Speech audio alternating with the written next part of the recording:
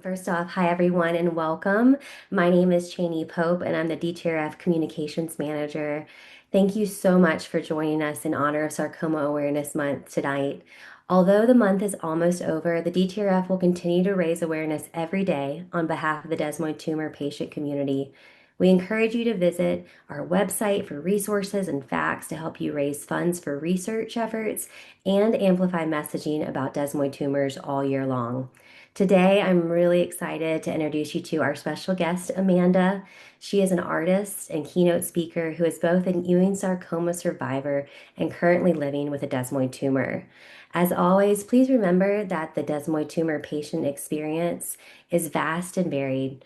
What works for one patient or caregiver may not work for another.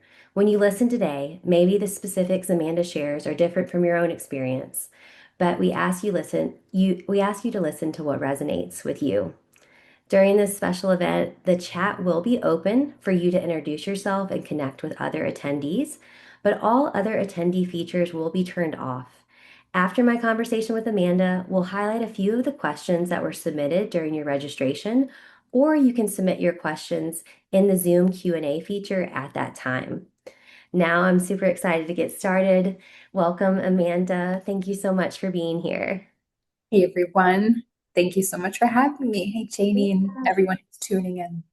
Fantastic. We are going to Amanda and I have had the fortunate experience of prepping together and getting to know each other a little bit. But we're going to start tonight at the beginning. Certainly not the beginning of your full story, but the beginning of Amanda's Ewing sarcoma journey. Can you tell us a little bit about the diagnosis and then your treatment journey with that sarcoma situation? Absolutely.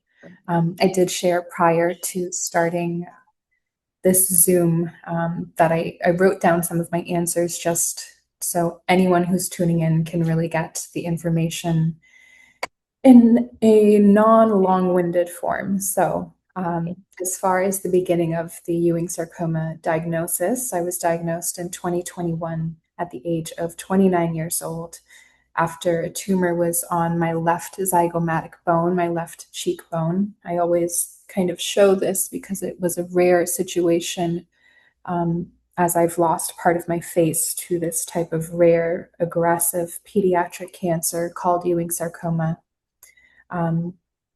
Like many people that are diagnosed with very rare diseases, my life changed overnight. I was misdiagnosed for many months. Doctors did not offer me a scan, which could have saved a lot of time and the stage that the cancer had progressed to. I had stage 2. Thankfully, it didn't progress to any further stage during that time period or throughout treatment. After the misdiagnoses, the tumor grew to about the size of a golf ball, and it just put a lot of pressure on my face and all of the nerves that are in your face. It just became unbearable where I was just, coddling a pillow, rocking and crying myself to sleep with no answers. And many cancer patients or desmoid patients that have rare tumors deal with this at some point in their journey where the situation is rare. But self-advocating for yourself is what worked for me. I didn't take no as an answer. I simply couldn't because of the pain. And eventually, what was diagnosed as a sebaceous cyst got diagnosed as Ewing sarcoma cancer after a biopsy. I had 49 chemo treatments at Dana-Farber Cancer Institute. I previously was living in California, in Orange County, where there has been a recent cancer cluster that is now linked to Ewing sarcoma, the type of cancer that I was diagnosed, all linked to pesticides around Ladera Ranch and the Orange County community. I was in Laguna Hills, just 5 minutes outside of Ladera Ranch, outdoor runner, and spent a lot of time outside on these hills that were covered in pesticides. In California, when I was diagnosed, they weren't sure how to treat me, so I moved cross country to Boston to get treated. As I mentioned, 49 chemo treatments. Each treatment was 10 to 12 hours long. I was in the hospital for about 10 months. had radiation on my face as well, blood transfusions. I certainly almost didn't make it out of that treatment, but thank God I've been given a second chance at life. Absolutely. And we're so grateful to be able to sit here and talk to you in such an intimate way. And there is so much, and you gave us so much information in such a short period of time of what you went through and the emotional toll at such a young age. Can you talk a little bit about, during that treatment progression, with your specifically your Ewing sarcoma treatment? Who was your biggest support system? Sure. Yeah. I would certainly say that my family was my biggest support system. I am so close with my dad. My dad is my best friend, and he took me to 98% of my hundreds of doctor's appointments and always had a smile on his face. He is a Frank Sinatra singer in the Boston area, so he sang to me during treatment, sang to others that were suffering in treatment, sang to the nurses. And even though I can only understand to a degree how much grief that caused him, he never, ever expressed even a tear other than my diagnosis. You know, it was a tough treatment. We went through it.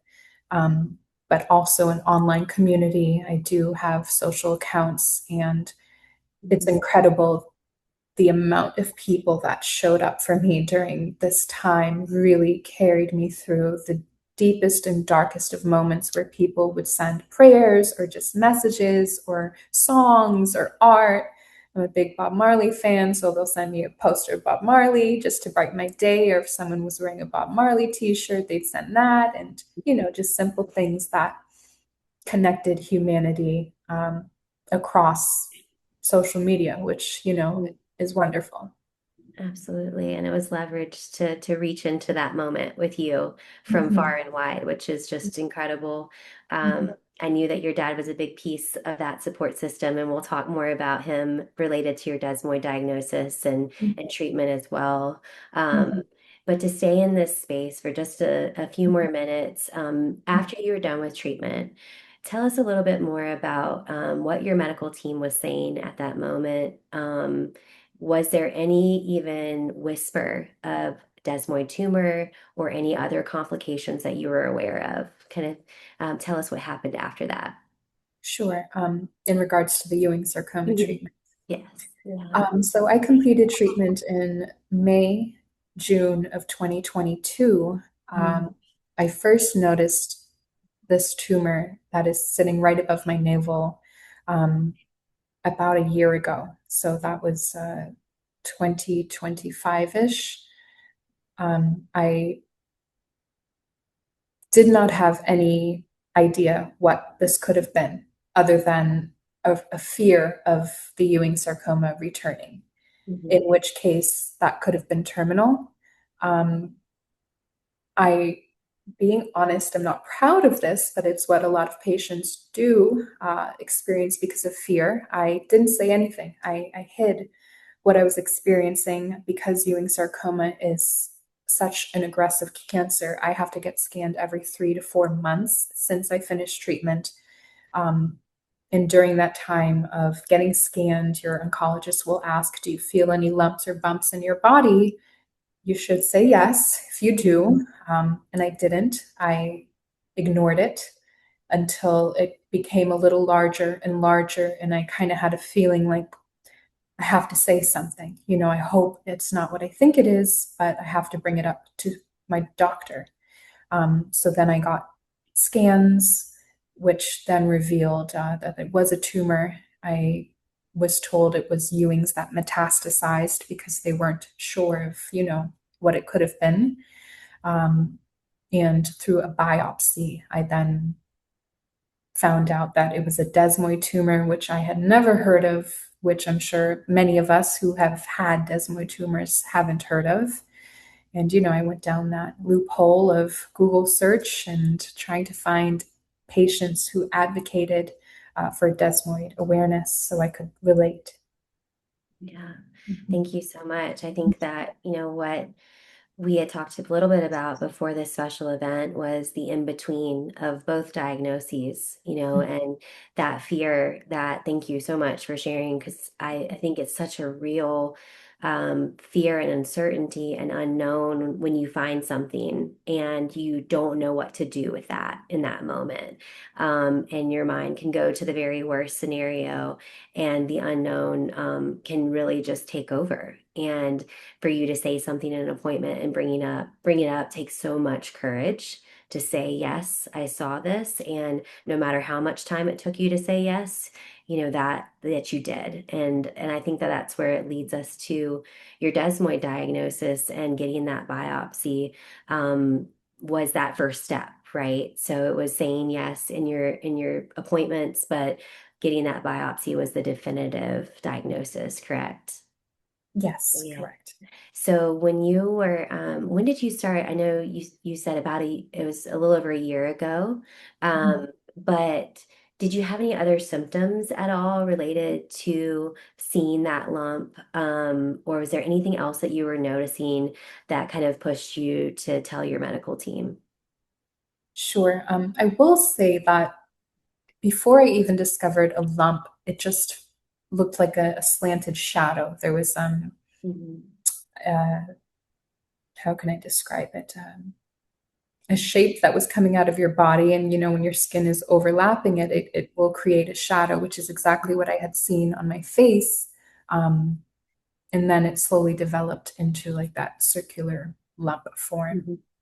Um, After the biopsy, multiple desmoid tumors were revealed after scans as well.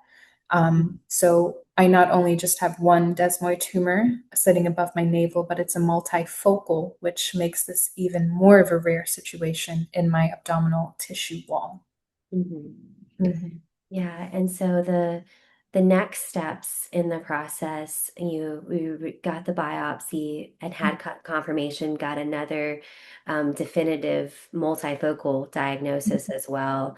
Um, and then as far as the location, at that point, were you feeling any other symptoms? Were you in pain or experiencing anything abnormal, or was it keeping you from doing anything in your normal day-to-day life? Mhm.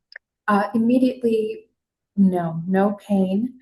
Um, as I mentioned, as it progressed, it's been about a year now. Now it is a daily discomfort pain, unfortunately, because it's right in the cavity of my stomach in the center.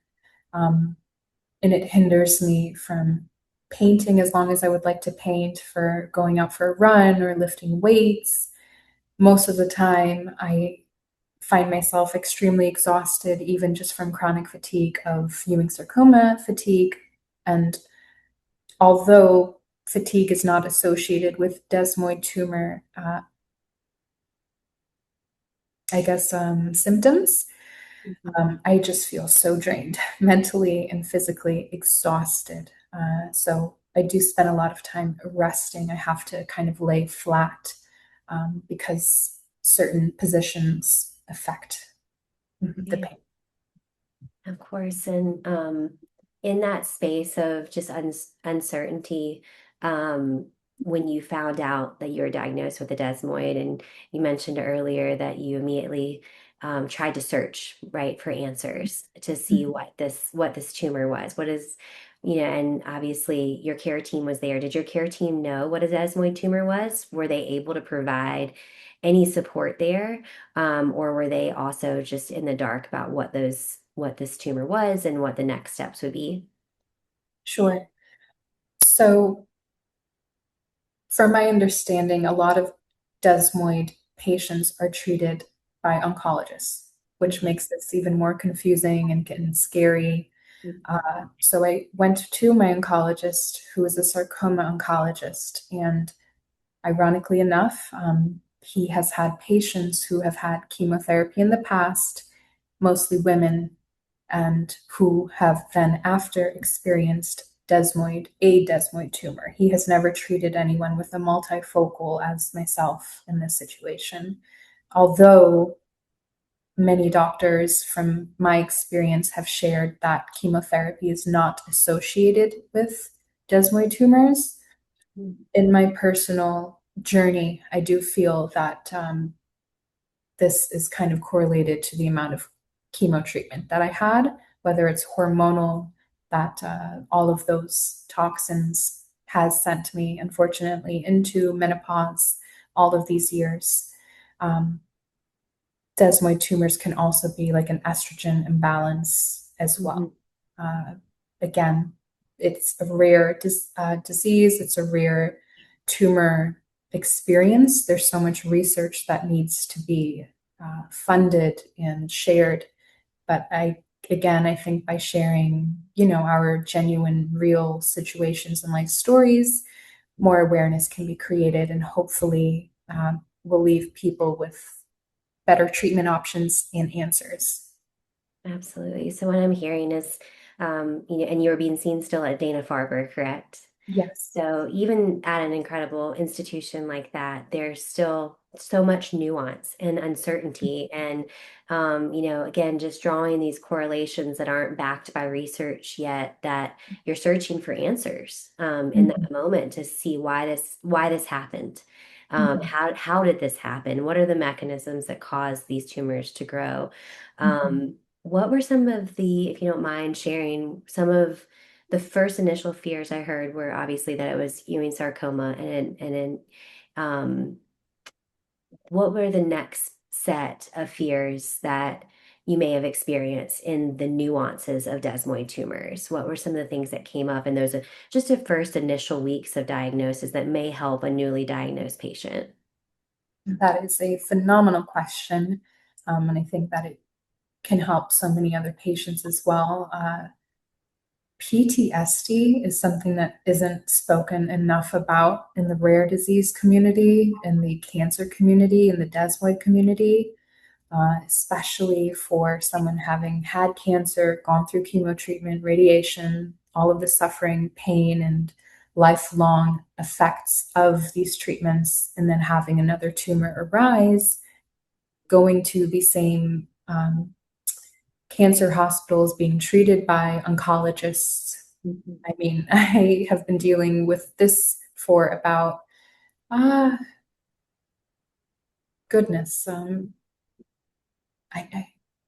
maybe the last 6 or 7 months or so. This has been an ongoing thing Mhm. in the medical world with myself. But I'm waking up with nightmares, anxiety. I feel, my throat closing in. I have to go to the steam room and meditate and just kind of relax myself. I mean, PTSD is so real. War veterans can share their experience, anyone who's experienced any form of trauma. And this is trauma, it is a traumatic event, and your Mhm. body holds memory. And I think honoring whatever you do feel is so important, and everyone's journey is so unique to their own journey. Um, but PTSD is definitely something that I am navigating. Yeah. Oh, thank Mhm. you so much for sharing that. And we're gonna talk a little bit more about mental health and the things that you do. You mentioned some things when you're in that space and bringing more awareness to the and from a trauma-informed lens as our in our foundation and fellow advocacy partners like the Desmoid Project, where we're really have to cast a huge light on the mental health focus related to desmoid tumors, but all rare diseases.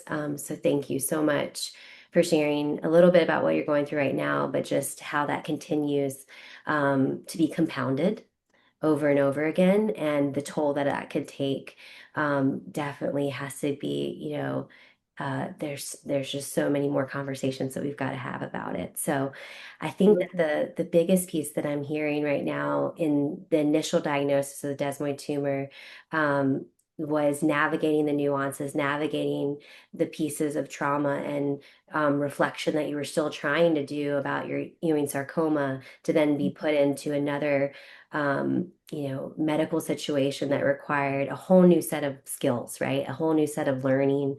Um, so how was it talking to your family and friends about the diagnosis? We hear a lot about how hard it is to explain what a desmoid tumor is to friends and family. So how was it for you, and what maybe would you say to someone that hasn't been able to explain it to friends and family or continue to have to explain it, which we hear a lot? How was that for you, Amanda? Sure. Another amazing question. Um, I am definitely an emotional avoidant. I don't know if it's just being an artist or just, I never like to place a burden onto anyone, and going through something that is so heavy and can be life threatening is a lot of heaviness to pass on to another. But I think there is so much vulnerability and power and grace and patience and truth and honoring your suffering, and to know that there are support systems who will be there for you. Not everyone will understand what you're going through because this is a rare situation. It is a rare disease, and we all have something that we're going through in life. And I think taking time for yourself, whatever that may be, for your mental space, your soul space, your energy space and field before you go to others is important, so you can process yourself what's going on. I mean, everyone's different. If you need to go to someone, then, do it that way. But for myself, I have to process in my own body, in my mind first before I go to others. Um, I don't really like bring it up a whole lot. I would say my mom, dad, and my brother, my family is who is there for me right now on this journey, which I'm so grateful for. And it was tough at first, they all feel compassionate and I guess hurtful that I'm going through a situation like this again after going through Ewing sarcoma. Um, but in other desmoid kind of webinars where I've connected with other patients and other young women, they've expressed where their family has not been very supportive, or they say, you're complaining or get over it. And it's not something that you can just get over because it's a foreign thing in your body. And it makes you feel insecure at times. It has for me, and it still does. It makes you feel like you did something wrong to your body. And why is this happening? And how do we navigate this?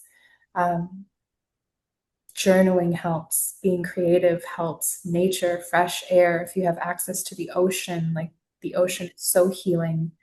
Uh, if you have the funds to just take a trip for yourself, do that. You don't have to go far. You can go into your town or neighborhood and, just do things that create that neuroplasticity in your brain to rewire kind of a new experience if you're kind of going down a spiral.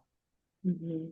Thank you so much. It was just listening, and it was just so powerful for me to hear a new perspective too. It's not one I've heard exactly as well because we're all so unique.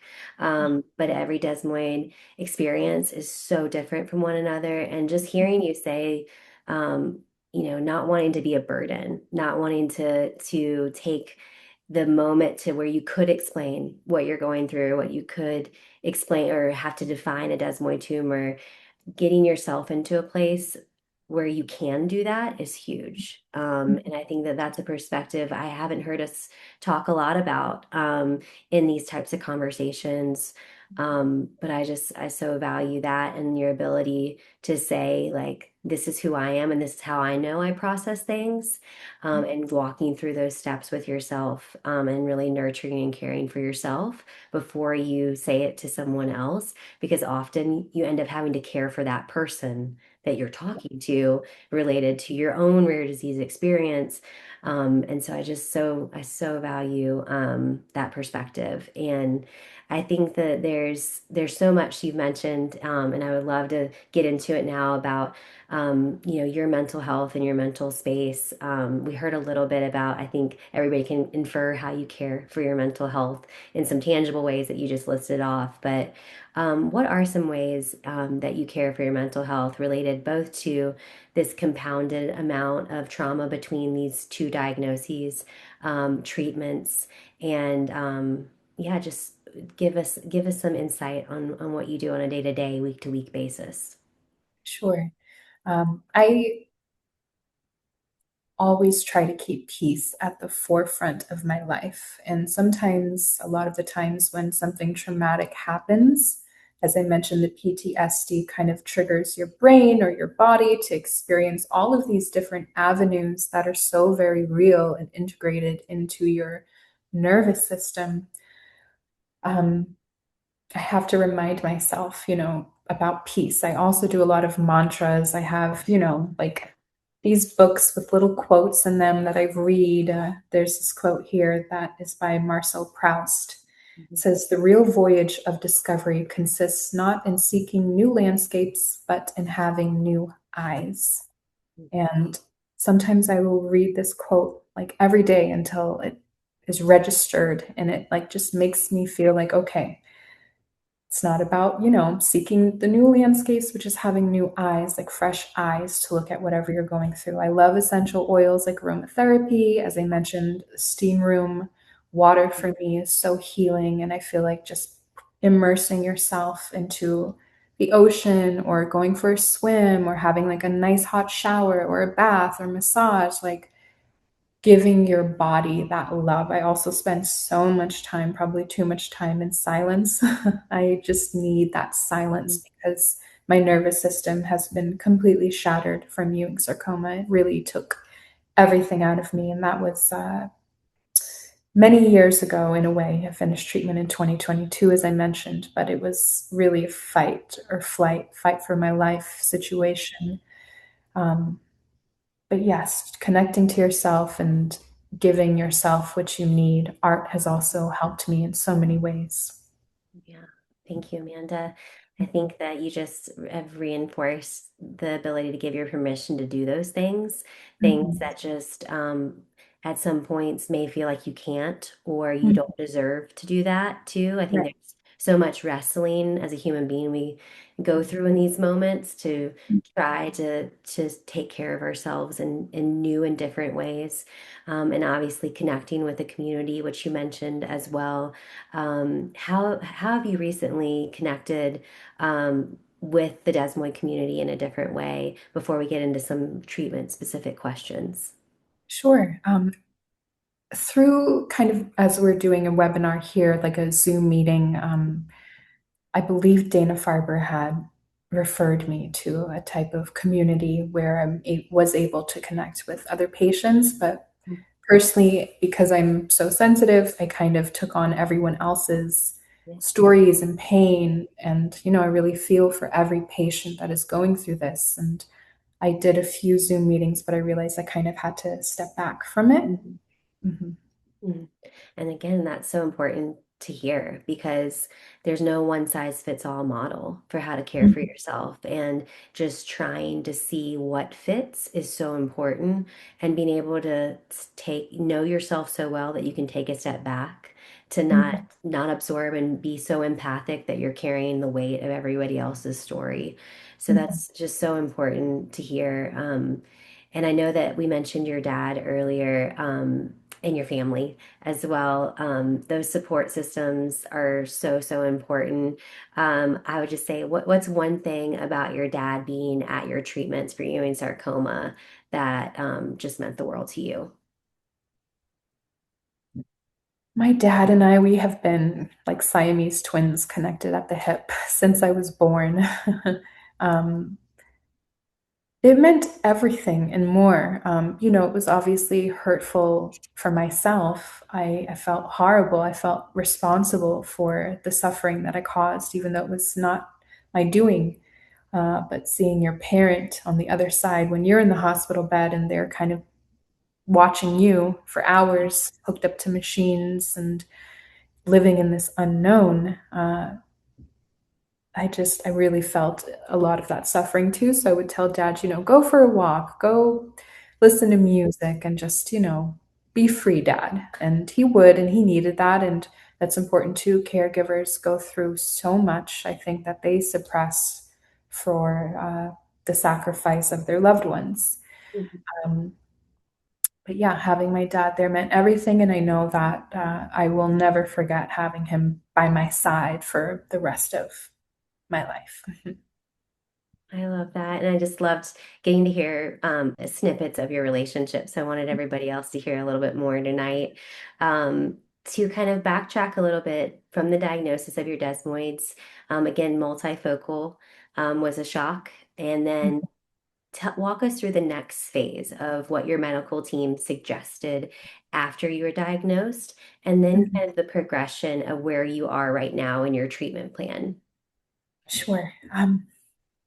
So after the multifocal diagnosis, systemic therapy was offered, being in, can't think of the word right now, not invasive, in something, invasive chemo, where it would be Intravenous. Yeah. intravenous, that's it, thank you. Yes. Yeah. Intravenous chemotherapy, um, which was something that I did not want to go through again. My body has hit its lifelong amount of chemotherapy as well as radiation, and my oncologist was aware of that, so he knew that that wouldn't be a great option as well. But for some desmoid patients, systemic chemotherapy is what an avenue that can be taken. There's also at home kind of chemo pills that can be taken, and that was mentioned as well. Uh, but I did not want to do anything that had to do with chemotherapy because of myself already dealing with the lifelong effects of 5 different toxic drugs that I was exposed to.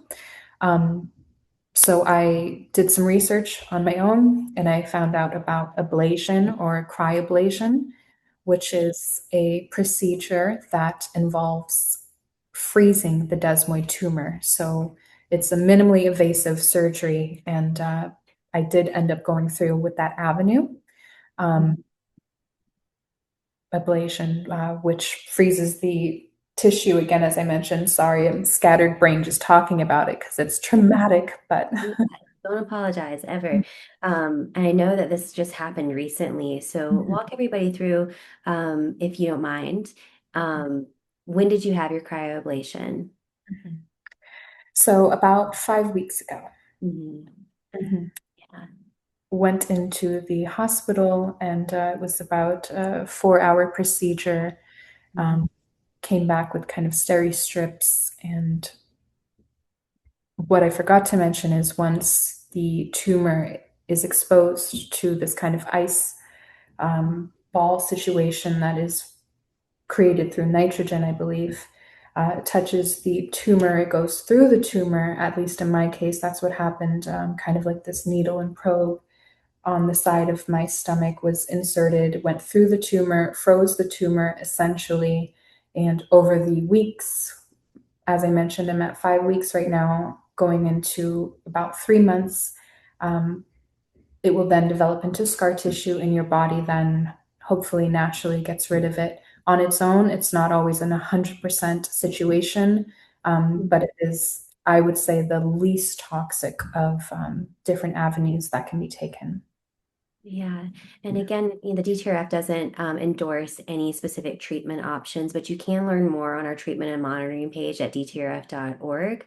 Um, we we talked right before your or right after your cryoablation as you started the recovery process.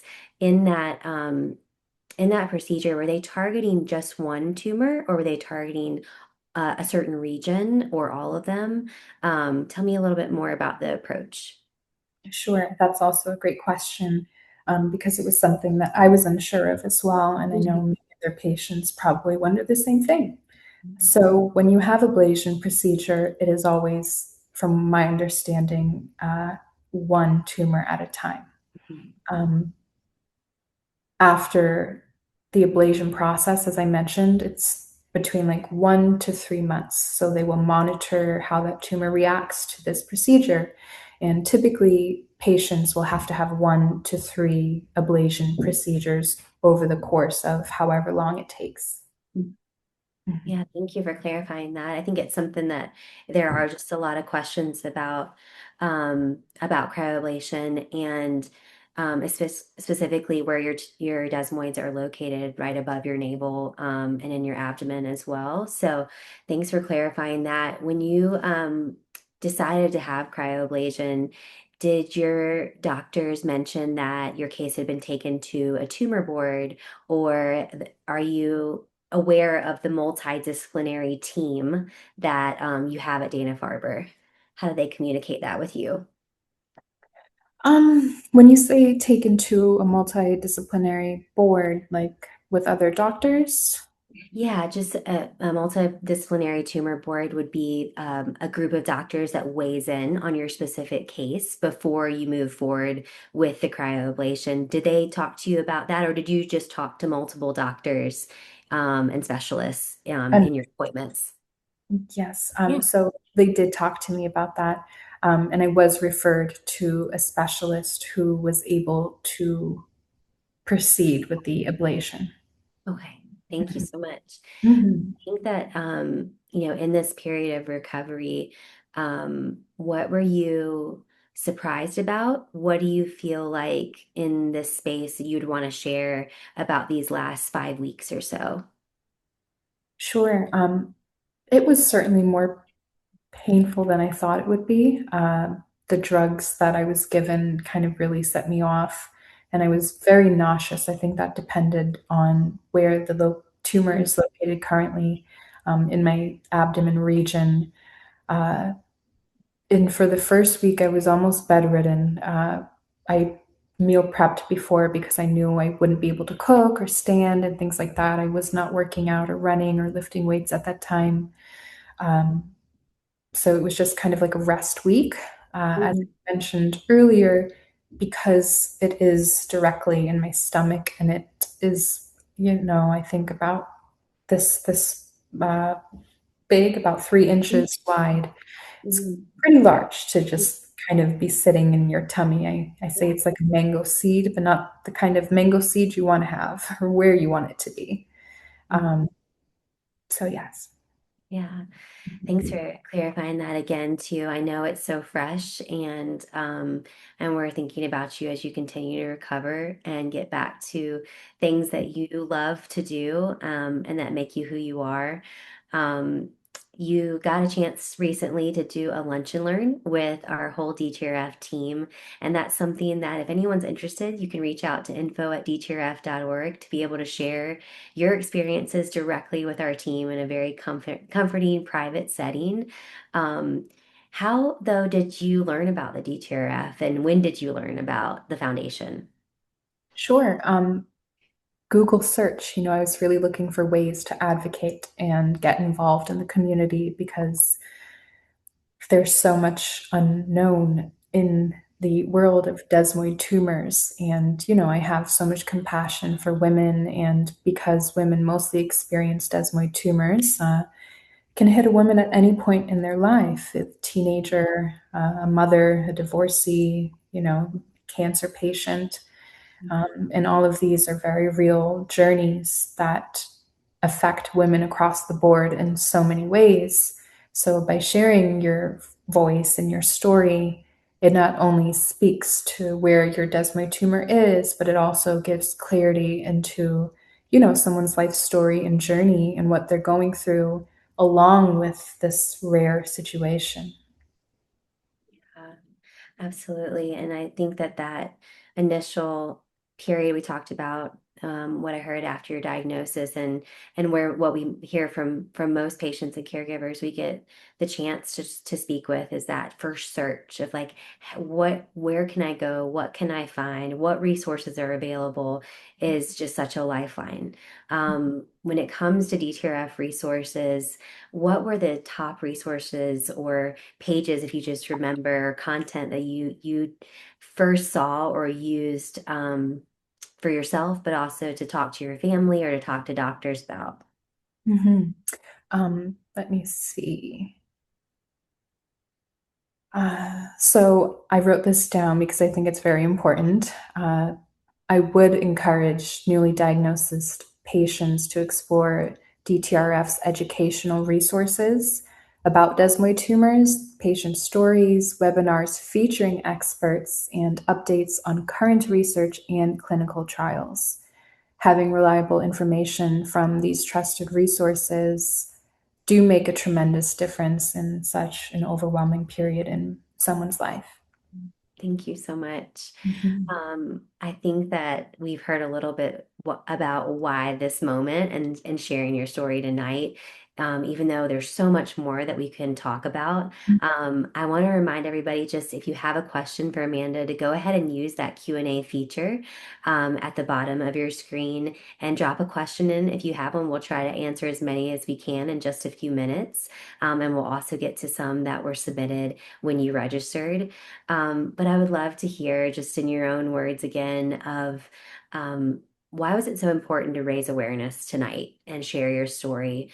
It takes so much vulnerability and courage and time and effort to commit to this type of special event. Why was it so important to you? Sure. Very important because July is Sarcoma Awareness Month, and it took me so many years going through Ewing sarcoma treatment, and now recently with this situation, I felt personally just so much shame and guilt around my diagnosis. And I felt like I couldn't relate to anyone. I didn't have anyone's story that I could relate to. And I think shame and guilt are such icky, yucky feelings that are so murky, but they're so heavy. And they really can change someone's confidence. They can change the way someone perceives their worth. And I am all about empowering women, empowering anyone who needs to be empowered to know that whatever you've gone through in this life's journey, be it, a testing time or a diagnosis or rare disease, you didn't cause it. Give yourself grace, and community really makes such a world of difference. In anything in life, this life is not meant to be walked alone. And when you have people that back you, believe in you, support you, and just come from an honest place, it can really shift the trajectory of anyone's life. Beautiful. Thank you so much, Amanda. We're going to get into a little short Q&A session now with everyone, and I'm taking a look at the questions here as well as the ones that were submitted in the registration. Let's go back just a minute, and I think I touched on it for just a second, but has your medical team ever talked about if Ewing sarcoma and the desmoid diagnosis were connected? Have they provided you any information? I know we talked about maybe the treatment as well being related. But yeah, tell us a little bit more about that. Sure.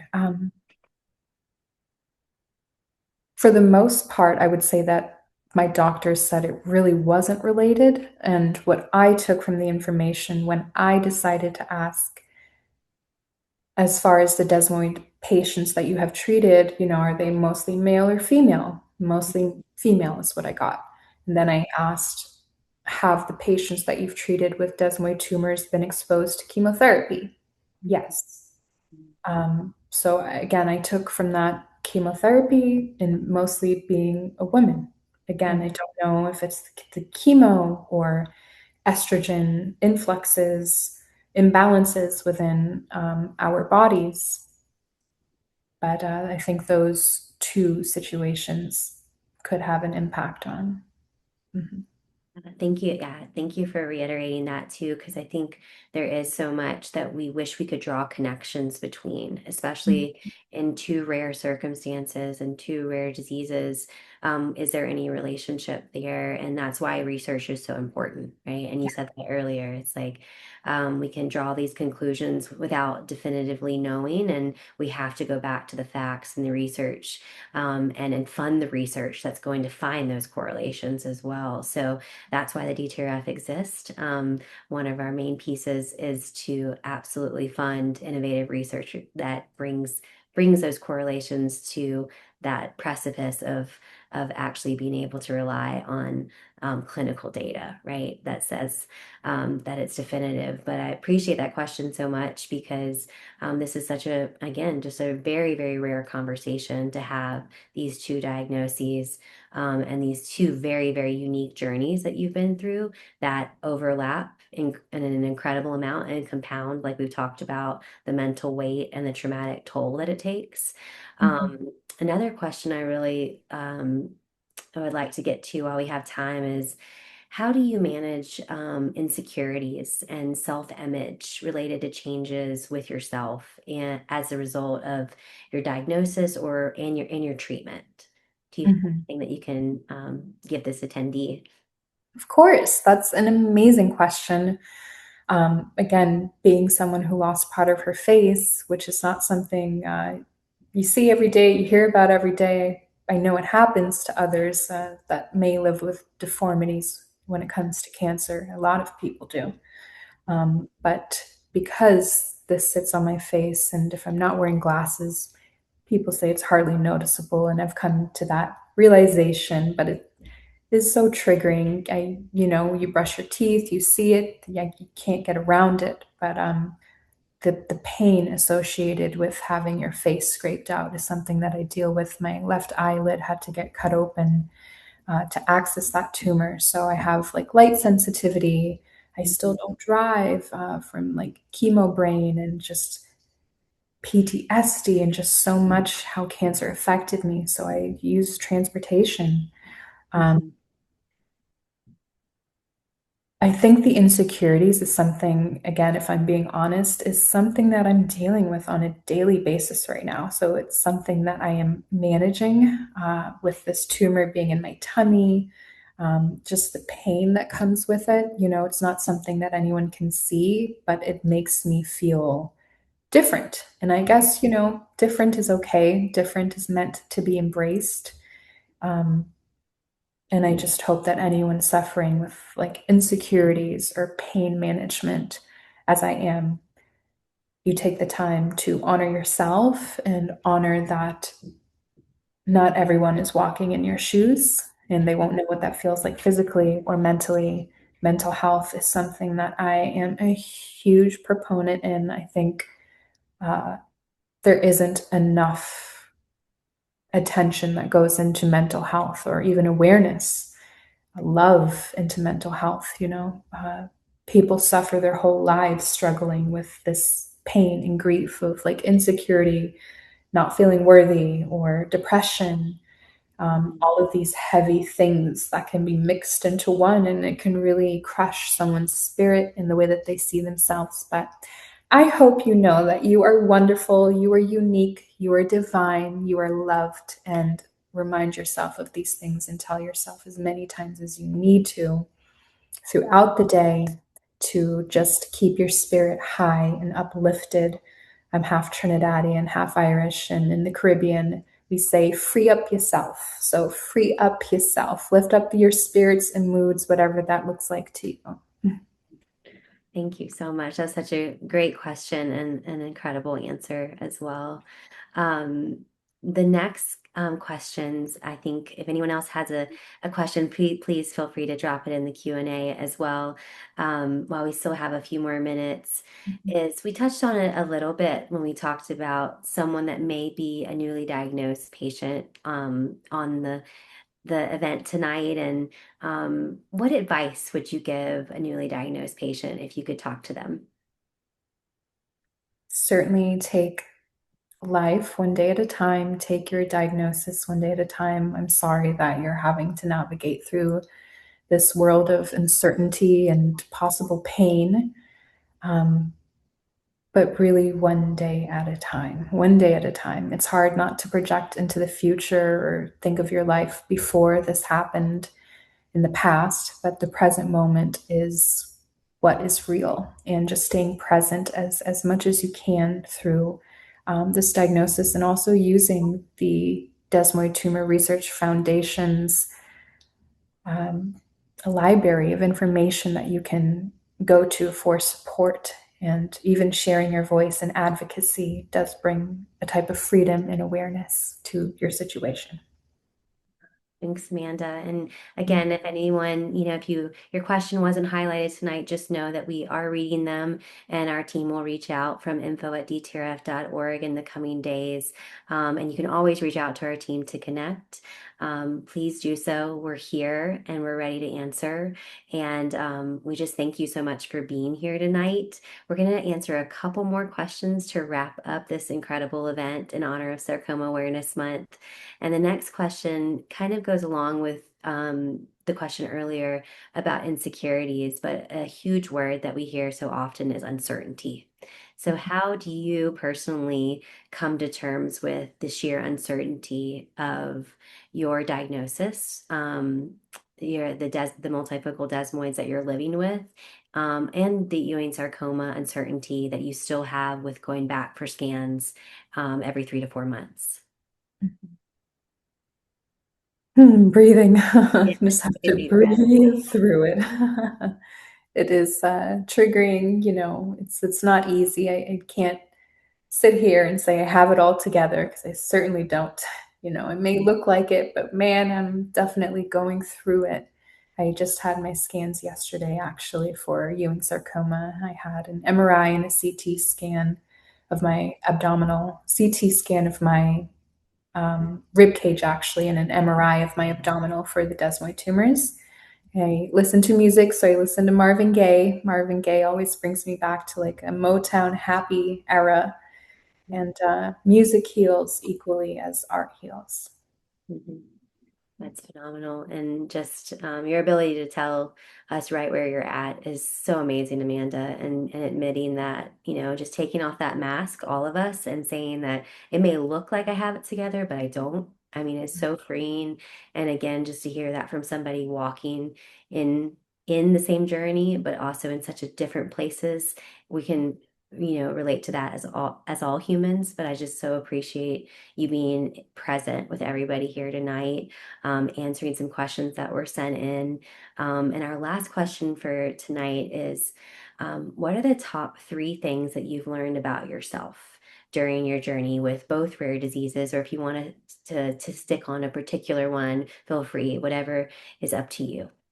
Sure, I think let's see. Yes, I wrote this down because I feel like it's important. Um, The best. Number one, I learned that I am far stronger than I ever thought was possible.